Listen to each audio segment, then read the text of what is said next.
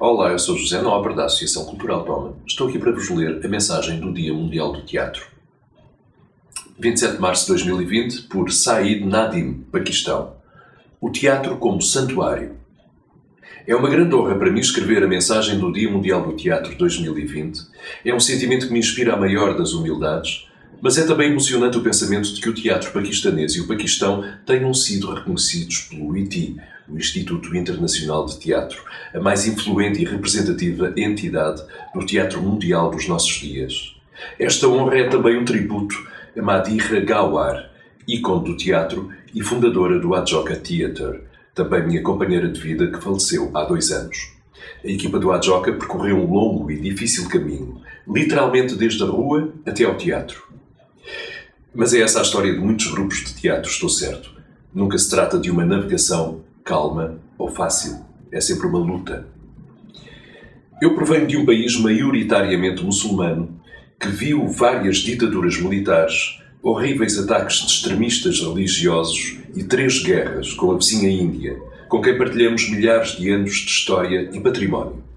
Ainda hoje vivemos com medo de uma guerra desenfreada com o nosso irmão gêmeo vizinho, até mesmo de uma guerra nuclear, pois os 2 países possuem atualmente armas nucleares. Por vezes dizemos a brincar, os tempos maus são bons para o teatro. Não há escassez de desafios para enfrentar, de contradições para expor, nem de estado de coisas para subverter. O meu grupo de teatro, o Adjoka, e eu, temos caminhado sobre esta corda bamba há já 36 anos. Tem sido de facto uma corda bamba manter o equilíbrio entre o entretenimento e a educação, entre pesquisa e aprendizagem a partir do passado e preparação do futuro, entre livre expressão criativa e confrontos temerários com a autoridade, entre teatro socialmente crítico e financeiramente viável, entre tentar alcançar as massas e estar na vanguarda. Pode dizer-se que um fazedor de teatro tem de ser um conjurador, um mágico. No Paquistão subsiste uma divisão clara entre o sagrado e o profano.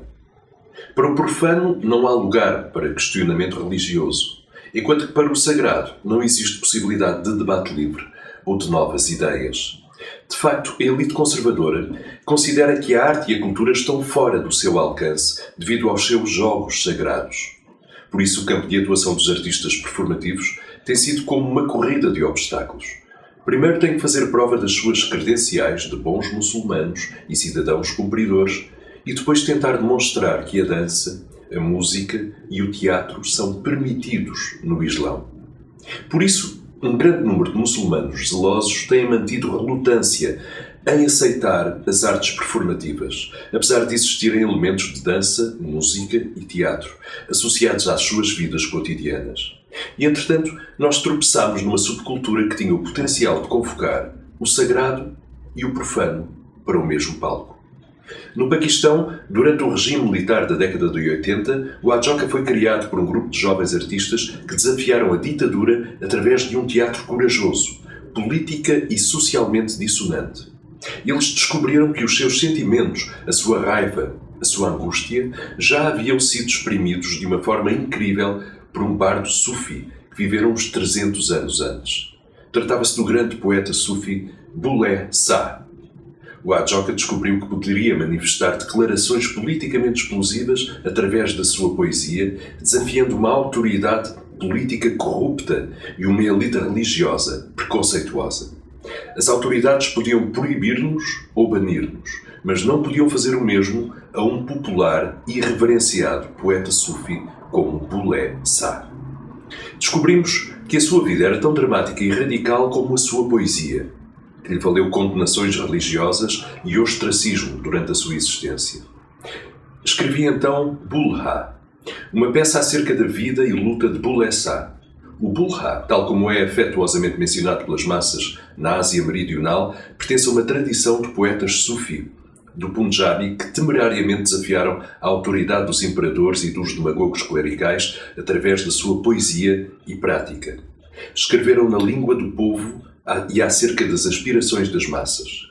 na música e na dança, encontraram os veículos para alcançar uma associação direta entre o homem e Deus, contornando com desprezo os intermediários religiosos exploradores. Desafiaram as divisões de classe e de género e encararam o planeta com deslumbramento, como manifestação do Todo-Poderoso. O Conselho das Artes de Lahore rejeitou o texto, argumentando que não se tratava de uma peça, mas apenas de uma biografia. Contudo, quando a peça foi representada num evento alternativo no Instituto Goethe, o público viu, percebeu e gostou do simbolismo da vida e da poesia do poeta do povo. As pessoas puderam identificar-se totalmente com a sua vida e época e estabelecer paralelismos com as suas próprias vidas e épocas. Uma nova forma de teatro nasceu naquele dia, em 2001. Música devota Qawwali, dança Dawal Sufi e a recitação de poesia inspiradora, até mesmo o cântico meditativo Zikir, tornaram-se partes da peça. Um grupo de Sikhs que estava na cidade para assistirem a uma conferência punjabi e apareceram para ver a peça, invadiram o palco no final, a chorar e a abraçar os atores. Estavam a partilhar o palco pela primeira vez com muçulmanos punjabis, após a partição da Índia de 1947, que resultou na divisão do Punjab de linhas comunais. Bulleh Shah era-lhes tão querido como para os muçulmanos punjabis, e para os sufis isso transcendia as divisões comunais e religiosas.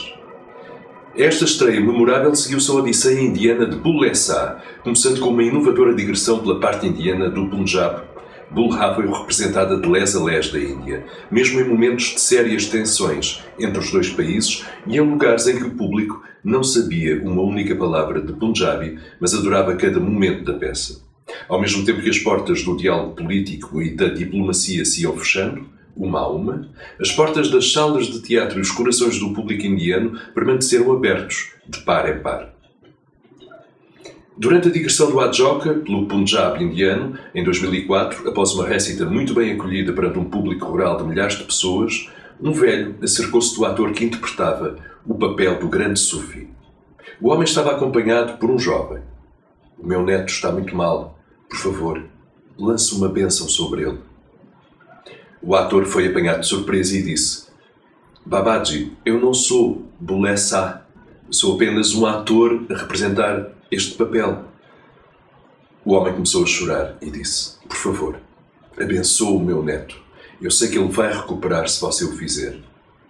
Nós sugerimos ao ator que concedesse o desejo ao velho homem. O ator lançou uma bênção sobre o rapaz. O velho ficou satisfeito. Antes de ir embora, disse estas palavras: "Filho, tu não és um ator. Tu és a reencarnação de Bulleh Shah, o seu avatar."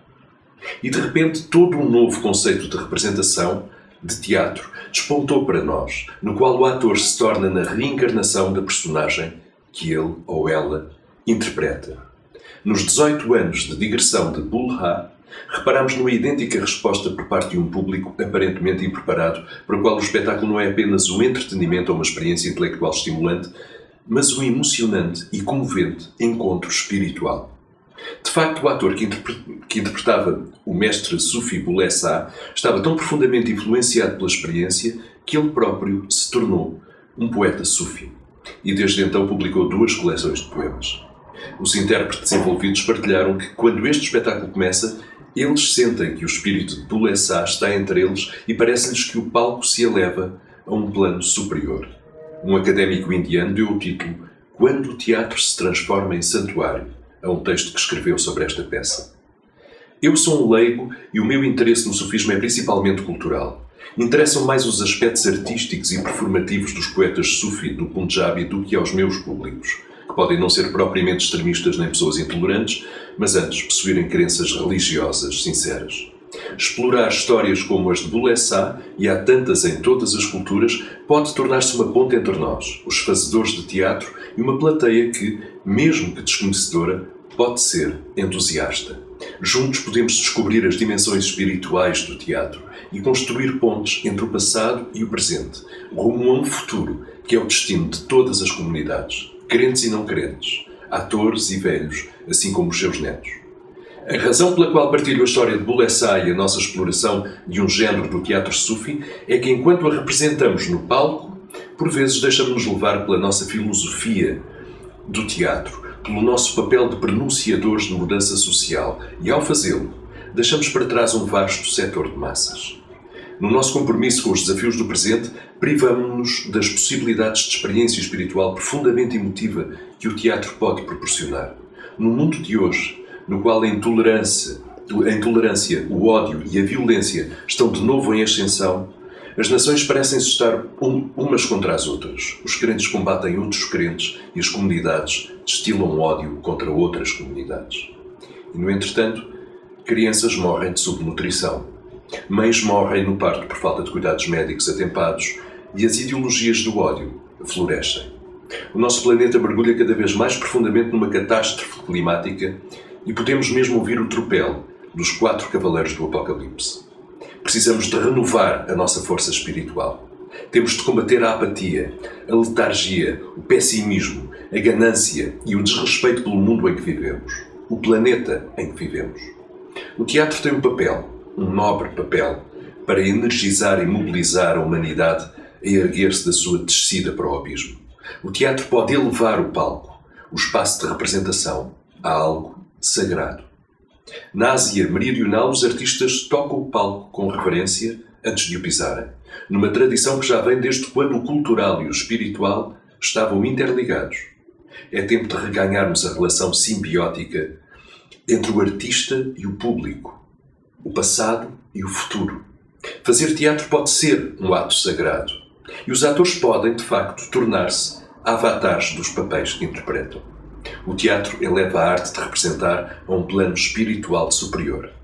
O teatro tem o potencial de se tornar num santuário e o santuário num espaço performativo.